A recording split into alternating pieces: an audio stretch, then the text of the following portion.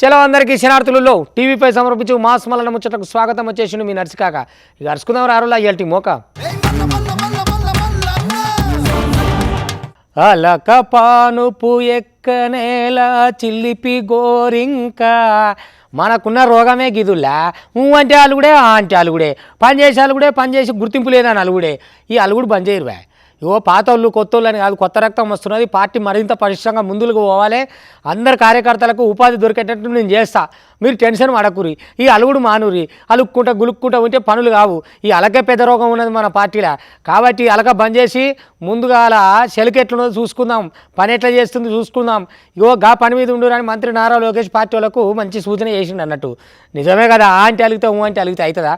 పని చేసుకుంటూ పోవాలి, గుర్తింపు వచ్చే రోజు అదే వస్తుంది. కానీ అలిగితే ఎట్లుంటుంది తెలుగుతా ముందు అని చెప్పి మంచిగా చెప్పుకొచ్చిండు మంత్రి నారా లోకేష్. ఒక పరిస్థితి దౌరారి అనకాపల్లి జిల్లా కాడ మంత్రి నారా లోకేష్ అన్న పర్యటన చేసిండు అనుకోరాదుర్రి. అందరితోటి పోయి మంచిగా మాట్లాడుకొచ్చి మళ్ళీ త్యాప మీకు భరోసా ఉంటామని చెప్పి జనాలకు భరోసా కల్పించిండు. యలమంచిలి నియోజకవర్గ నేతలతోటి అక్కడ కూసోని ఇక మొత్తానికైతే గీ తీరుగా మాట్లాడుకొచ్చిండులా. టీడీపీ అంటేనే కార్యకర్తల పార్టాయే, కార్యకర్తలకు మంచిగా ఉపాధి కల్పించే కార్యక్రమాలు చేస్తాము. మన పార్టీకున్న పెద్ద జబ్బు అలక, గది ఒక్కదాన్ని నిడిసబెడితే అంత మంచిగానే ఉంటది. మనది పెద్ద కుటుంబము, అందరి లెక్క మనం ఉంటాము అని చెప్పి ఇక గీ తీరుగా మాట్లాడుకొచ్చిండు. చూడుండ్రి, కాఫీ టీ ఇవ్వలేదని అలుగుతాం, పేపర్ ఇవ్వలేదని అలుగుతాం, కానీ అదే పని చేయమంటే పరిగెత్తుకుంటూ వెళ్ళి పని చేస్తాం. ఏనా కరెక్ట్ గా చెప్పండి. దానికి మనం ఫుల్ స్టాప్ పెట్టాలి రాబాయ్. మనందరం ఒక కుటుంబం. ఇంత పెద్ద కుటుంబం అన్నప్పుడు సమస్యలు ఉండకుండా పోతే, ఇప్పుడు మన ఇంట్లో నేను ఒక్కడినే, నాకు ఉండేది ఒక్కడే అంటే ఐదుగురు ఆలోచనలు ఉంటాయి. కంపల్సరీ నెలకు ఒకసారి మేము కూర్చుంటాం, అన్ని మాడతాం. దేవంశ కూడా కూర్చోవాల్సింది ఆప్షన్ లేదు. ఎందుకంటే చిన్న చిన్న మనస్పర్ధలు ఉంటాయి, కుటుంబం అన్నప్పుడు ఉంటాయి, అందరం మాడుకోవాలి. అందుకే ఇక్కడున్న నాయకుల్ని కార్యకర్తలందరినీ ఒకటి విషయం కోరుతున్నా, అలకకి ఫుల్ స్టాప్ పెట్టండి. ముందల మనం నమ్ముకున్న దానికోసం పోరాడాలి, తిరగాలి, లోకేష్ ని నిలదీయాలి. అవసరం అవుతాయి. కొల్లు రవీంద్రని అడగాలి మన పని కోసం. ఏంటి ఇన్ఛార్జ్ దగ్గరికి వెళ్ళి ఎందుకే మా పని అవ్వలేదని అడగాలి. అంతేగాని ఇంటికి వెళ్ళి పడుకునేది ఆప్షన్ కాదు. ఎవరినా కానీ ఇంటికి వెళ్ళి పడుకుంటే కర్ర పట్టుకుని నేను వస్తారా భయ్. సో అలక్కకి ఫుల్ స్టాప్ పెట్టండి. అవుగదనుల్లా మరి పెద్ద కుటుంబమేనాయే. కుటుంబంలో చిన్నగా సమస్యలు వస్తా ఉంటాయి, జవడాలు కూడా అవుతాయి. గవన్నీ పక్కకు పెట్టి అందరూ కలిసిగట్టుగా పనిచేస్తేనే అంత మంచిగుంటది. కూటమి సర్కారు ఇప్పుడే ఏపీ అభివృద్ధికి మస్తుగా శ్రీకారం చుట్టుకుంటా ముందటికి అడుగులు ఎత్తున్నది. పార్టీలకు ఇంకా యువరక్తం వచ్చి పడ్డది. ఎన్టీఆర్ సిద్ధాంతాల బాటల ఓదము, ఇక మొత్తానికైతే అభివృద్ధికి అడుగులేద్దాము అని చెప్పి ఇక ఈ తీరుగా నారా లోకేష్ అని అయితే చెప్పుకొచ్చిండు. చూడుండ్రి, లేలే ముచ్చటే లేదు. జేసీబీ కాదు కదా, ఏది కూడా అడుగు పెట్టద్దు. ఎట్లా అమ్ముతారు యూనివర్సిటీ భూములు? అట్లా ఓరమ్మన్నారు ఏం కథ అని. హెచ్సి ఉంది కదా వాళ్ళ హైదరాబాద్ సెంట్రల్ యూనివర్సిటీ. ఇక పొరగాళ్ళు అయితే లొల్లి చేస్తున్నారు. ఇళ్ళకెళ్ళి ఎకరం కాదు కదా అనుమంతా కూడా అమ్మే ముచ్చటే లేదు అని చెప్పి. ఓ దిక్కు ఇప్పుడు అమ్మలేదు, కాగితాలు లేవు, రిజిస్ట్రేషన్ కాలే, అది ఇది అని అనుకుంటేనే మళ్ళీ జేసీబీలు తీసుకొచ్చి చదువును చేస్తున్నారు. ఎట్లా అన్నట్టు ఏమి లెక్క. నడవదని ఇక దండిగానే దిగిరి పొరగాళ్ళు. ఇప్పటికే వాళ్ళని అరెస్టులు చేస్తున్నారు. ఇక ఇటు బండి సంజయ్ అని కానీ అటు బీఆర్ఐ ఇక అందరూ ఇక మరి పొరగాళ్ళకి మద్దతు వచ్చిరులా. మరి రాకుంటే ఊకుంటారు. సర్కారు చేస్తున్న పని మీదకి వస్తారు. మరిగా అదో గదే కథ. ఇప్పుడు అదంతా గందరగోళం ఉన్నది ఆడ. ఒకసారి చూసేద్దాం రారి హైదరాబాద్ సెంట్రల్ యూనివర్సిటీ ఎట్లున్నది ఏం కథ అనేది. మొత్తానికైతే భూములకు ఏలం పెడుతురట. ఇక అట్టెట్ట పెడతారని పొరగాళ్ళు ఊకుంటలేరు. మొత్తం అంగడంగడి ఆగమాగం ఉన్నది. చూడుండ్రి, హైదరాబాదు సెంట్రల్ యూనివర్సిటీ కాడ పెద్ద జవడమే అయింది. భూముల ఏలానికి వ్యతిరేకంగా ఇప్పటికే విద్యార్థుల ఆందోళన మిన్నంటినాయనే చెప్పాలా. అయితే ఇంకో దిక్కు విద్యార్థుల ఆందోళనలు కొనసాగుతుంటే ఇంకో రోకు భూమి సదును పనులు ఎత్తుంటే పరిస్థితి ఇంకింత ఆగమైందిలా. ఇక పోలీసుల బందోబస్తు నడుమ భూమి సదును పనులు కొనసాగినాయి. ఇక 400 ఎకరాల భూమి ఏలాన్ని వ్యతిరేకించుకుంటా విద్యార్థులు ఆందోళన చేసిండ్రనుకో రాదుర్రి. ఇక ఇక్కడికేంచి 1 ఎకరం కూడా తీసేదే లేదు, ఊకునేదే లేదు అని చెప్పి విద్యార్థులైతే గీ తీరుగా ఆందోళన చేపట్టిండ్రు. భూమిని సదును చేసేందుకు వచ్చిన జేసీబీలను విద్యార్థులు అడ్డుకున్నారు. ఆందోళనకు దిగుడుతోటి గల్లందరినీ అరెస్ట్ చేసిండ్రు పోలీసోళ్ళు. ఇక గిదే ముచ్చట మీద హెచ్సియు విద్యార్థుల అరెస్టు మీద కేంద్ర మంత్రి బండి సంజయ్ కూడా పైరాయిండు.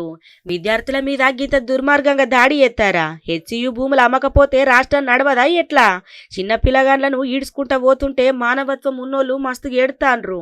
బీఆర్ఎస్ కంటే కాంగ్రెస్ అరాచకం బాగా ఎత్తుంది. భూముల వేలాన్ని ఎమ్మటినే నిలిపేయాలని చెప్పి డిమాండ్ చేసిండు గమాండిగా. మా యూనివర్సిటీ భూములు అమ్మకండి అని చెప్పి ఆపే ప్రయత్నం చేస్తే వాళ్ళని గొడ్లను నేను చాలా బాధ అనిపించింది. నేను చూస్తుంటే ఆ చిన్న అమ్మాయిలను గుంజుకోబోతుంటే ప్రతి ఒక్కరు ఏడిచారు. ఆ వీడియోలు చూసినా ప్రతి ఒక్కరు ఏడిచారు. మానవత్వంలో మాత్రం ఏడిచారు. ఇక మానవత్వంలో కాంగ్రెస్ వాళ్ళు మాత్రం అది గొప్ప చెప్పుకుంటారు. వాళ్ళు 400 ఎకరాలు అమ్మి ఇలా మీరు రాష్ట్రాన్ని పాలిస్తారు, జీతాలు ఇస్తారు, మీరు పాలిస్తారు అంతే కదా. ఎస్సీ భూములు అమ్మకుంటే ఇక పాలించే స్థితిలో లేదు తెలంగాణ రాష్ట్రంలో. తెలంగాణలో కాంగ్రెస్ పార్టీ ప్రభుత్వం ఎస్సీ భూములు అమ్మకుంటే తెలంగాణ రాష్ట్రాన్ని పాలించే స్థితిలో కాంగ్రెస్ ప్రభుత్వం లేదు. ఈ నెల గడవాలంటే ఎస్సీ భూములు అమ్మాలి, 1000 కోట్లు సంపాదించాలి, 50,000 కోట్ల దాకా సంపాదించుకోవాలి. కానీ ఏబీవీపీ కార్యకర్తలను అడ్డుకుంటే ఆందోళన చేస్తే రాత్రి ఎత్తుకపోయారు, పోలీస్ స్టేషన్ లోపల కొట్టారు. ఏబీవీపీ కార్యకర్తలు 3 పోలీస్ స్టేషన్ లోపల కొట్టారు. ఇక ఇదే ముచ్చట మీద ఇటు ఎంపీ ఈటల రాజేందర్ కూడా పైరైండుల్లా. కాంక్రీట్ జంగల్గా మారుతున్నటువంటి ఈ రోజులలో ఈ విశ్వవిద్యాలయ భూములను కూడా తెగ నమ్ముకోవడం అనేటువంటిది ఇది ఏ సమాజం కూడా హర్షించదు. మరి రేవంత్ రెడ్డి గారు ఎందుకు ఇలాంటి ఆలోచన చేస్తున్నారో అర్థం కావట్లేదు. కానీ 15 నెలల కాలం నుంచి చూస్తున్నాం, ప్రతి నిర్ణయం ప్రజా కంటకమైన ప్రజా వ్యతిరేకమైన ఆలోచన తప్ప, తిరోగమనపు చర్యలు తప్ప ఏ ఒక్కటి కూడా ప్రోగ్రెసివ్ ఆలోచన లేదు. నేను ఒకటే, నిన్న విశ్వవిద్యాలయపు విద్యార్థుల మీద జరిగిన దాడిని తీవ్రంగా ఖండిస్తున్నాం. తెలంగాణకే తలమానికం గీ ముచ్చట. హెచ్ఈయు భూములు అమ్మి అప్పులు కట్టాలని తెలంగాణ సర్కారు చూస్తున్నది. గందుకే 15 నెలల కాంచెల్లి సీఎం రేవంత్ రెడ్డి తీసుకున్న ప్రతి నిర్ణయం మొత్తము తిరోగమనం లెక్కనే ఉన్నది అని చెప్పి మొత్తానికైతే గీ తీరుగా మాట్లాడుకోవచ్చిండుల్లా. ఇక ఏదేమైనా గీ తీరుగున్నదన్నట్టు హెచ్ఈయు ముచ్చట మీద. ఓటమేరగాని కూటమి సర్కారు అభివృద్ధి లక్ష్యంగా ఎట్లా ముందరికి పోతుంది అనుకుంటున్నావు? అగో అదే ముచ్చట చెప్పుకొచ్చిండు ఏపీ ముఖ్యమంత్రి చంద్రబాబు నాయుడు కూడా. వెనుకడిగేసే ముచ్చటే లేదు, ఉపాధిలో ముందలే ఉంటాము, అభివృద్ధిలో ముందలనే ఉంటాము, మనం ఎట్లా చేసుకోవాలని ఏం చేసుకోవాలి, రాష్ట్రాన్ని ఎంత భద్రం చేయాలనేది మేము కట్టుదిట్టంగా ఆలోచిస్తూనే ఉన్నాం. కాబట్టి మీరెవరు ఇబ్బంది పడొద్దు, ముఖ్యంగా యువత అయితే ఇబ్బంది పడొద్దు. మీ అందరికి కూడా ఉపాధి అవకాశాలు ఎట్లా కావాలి, ఏం చేయాలి, ఏందనే ఆలోచన మీద విజన్ మీదనే ఉన్నాము. ఇక మీరు టెన్షన్ పడకురు, నిమ్మలంగా ఉండరు, మేము చూసుకుంటాం ఆ పని చెప్పని కూటమి సర్కార్ అంటున్నది. ఒకసారి చూసొద్దాం రారి. అగ్గో ఏపీ సీఎం చంద్రబాబు సారు ఎంత మంచిగా ఆలోచన ఎత్తుండు చూడుర్రి. ఇక ఎవ్వరు కూడా పేదోళ్ళు ఉండకుండా కొత్త ఆలోచనకు శ్రీకారం చుట్టిండ్రు.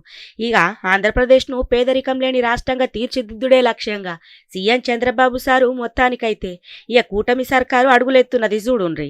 గిందుకోసము P4 పేరిట కొత్త కార్యక్రమానికి శ్రీకారం చుట్టిండ్రు. సమాజంలో అట్టడుగున్న 20% మంది పేదోళ్లకు ఇక మంచిగా పలుకుబడున్నోళ్ళు 10% మంది అండగా నిలిచి గలని మీదికి తీసుకొచ్చుడే P4 కాన్సెప్ట్ అట. ఇక మొత్తానికైతే ఏపీలో పేదరికం అనే ముచ్చట లేకుండా వేసేటందుకు ముందటికి అడుగులెత్తున్నారు.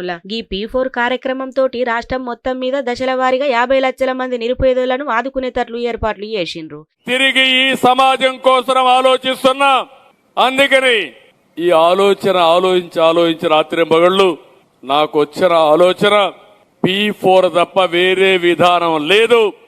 ఇది రాబోయే రోజుల్లో ప్రపంచంలో ఎక్కడా చెయ్యలేదు. ఇది చేస్తే ఒక గేమ్ చేంజర్ అవుతుందనే ఉద్దేశంతో దీనికి వచ్చాను. ఇక్కడ నేను మీకు అందరికీ కోరేది, వాళ్ళకు కావాల్సింది ప్రజల్ని ఆస్తిగా తీసుకోవాలి. ఇప్పుడు నేను నరగరిని అడిగాను, మీకు భూమి ఉందా అని అడిగాను, మీకు ఆస్తి ఉందా అని అడిగాను, ఇల్లుందా అని అడిగాను, లేకపోతే మీరు ఏమైనా వ్యాపారాలు చేస్తారని అడిగాను. వాళ్ళ దగ్గర ఏమీ లేవు. కానీ 4 పిల్లలు మాణిక్యాలు, మట్టిలో మాణిక్యాలు. ఆ పిల్లలు ఎవరు ఊహించారు అబ్దుల్ కలాం లాంటి వ్యక్తులు కాలేరా అని అడుగుతున్నా. ఇక ఇప్పటికే అర్హతున్న 28 లక్షల కుటుంబాలను P4 కోసము సర్కారు గుర్తించింది. సమాజంలో ఆర్థికంగా స్థిరపడిన 10% మంది ఇక వాళ్ళ జన్మభూమిలో నిరుపేదలైన 20% మంది పేదోళ్లకు చేయితని ఇవ్వబోతున్నారు అన్నట్టు. మరిగా కుటుంబాలు ఇండ్ల స్వచ్ఛందంగానే పాల్గొనొచ్చు అన్నట్టు. ఇక ఈ ఏడాది ఆగస్టు దాకా రాష్ట్రంలో మొత్తం 5 లక్షల కుటుంబాలను భాగస్వామి అయ్యేటట్లు అధికారులు చర్యలు తీసుకుంటున్నారట చూడుండ్రి. ఇక ఇవాళ దునియా అంతా ఈద్ ముబారక్ అన్నది అనుకో రాదు. రంజాన్ పండుగ తోటి కలకలలు ఆడిపోయింది అనుకోరి. ఇక అన్ని దేశాలలో గట్టిగానే చేసుకుని మన దేశంలో కూడా మంచిగానే అయింది. పొద్దుగాలనే ఇక మస్జిద్కి పోయి అక్కడ ప్రార్థనలు చేసుకొని అలాయి బలాయి తీసుకొని అందరికందరూ మంచిగా ఉండాలని నిమ్మలంగా మంచి మాటలు మలుపుకొని ఇక ఈ దానాలు చేసేటోళ్ళు దానాలు, ధర్మాలు చేసేటోళ్ళు ధర్మాలు అంతా ఉంటుంది కదా. ఇక రంజాన్ అంటేనే ఆ మాసం అంతా పవిత్రంగా ఉంటారు వాళ్ళు. ఎట్లుంటుంది అగో అందరికీ రంజాన్ శుభాకాంక్షలు. మాసం మల్లన్న వార్తల తరపుకెళ్ళి చెప్పుకుంటా ఇక దునియా మీద పండుగ ఎట్లయిందో ఒకసారి చూసొద్దాం. అందరికి మీ అందరికి కూడా ఈద్ ముబారక్.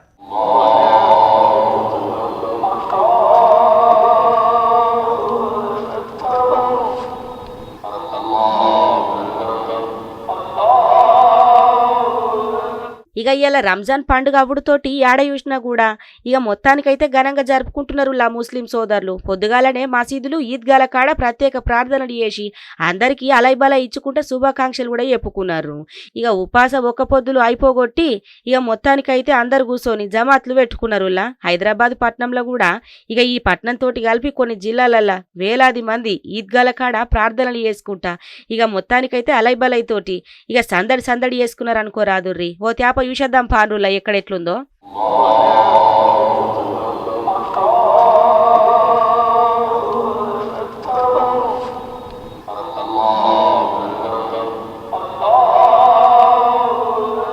అగ్గు చూసిండ్రు కదా, పట్నంలా యాడ చూసినా కూడా సందడే. నెల రోజుల కాంచెల్లి ఇఫ్తార్ విందులు కూడా తెలుగు రాష్ట్రాలల్లో పండుగ వాతావరణంలో జరిగినాయి. ప్రభుత్వాలే కాదు కొంతమంది అసలైనోళ్ళు కూడా ప్రత్యేకంగా ఇందిచ్చిండ్రు. నిన్నటితోటి ఉపాస దీక్షలు అయిపోవడంతోటి మసీదులు ఈద్గాల కాడికి విద్యుత్ దీపాలతోటి అలంకరించుకొని సంబరాలు చేసుకున్నారు. ఇక ముస్లింలు పరమ పవిత్రంగా భావించే ఖురాను గీ పవిత్ర రంజాన్ మాసంలోనే ఆవిర్భవించిందని చెప్పుకొస్తారు. చెడును పూర్తిగా ఇడిసబెట్టి అసలైన మార్గంలా నడాలన్న ఉద్దేశంతో గీ ఉపవాస దీక్షలు చేస్తారన్నట్టు. ఇక వాళ్ళకు ఉన్నంత దాంట్లో దానాలు చేసుకుంటా ఇక ఇట్లా నెల మొత్తం ముస్లింలకు ఎంతో ప్రత్యేకంగా చేసుకుంటారు. పండుగ ముగింపు సందర్భంగా నోరూరించే ప్రత్యేకమైన అంటకాలతోటి గుమగుమలాడతాయి అన్నట్టు.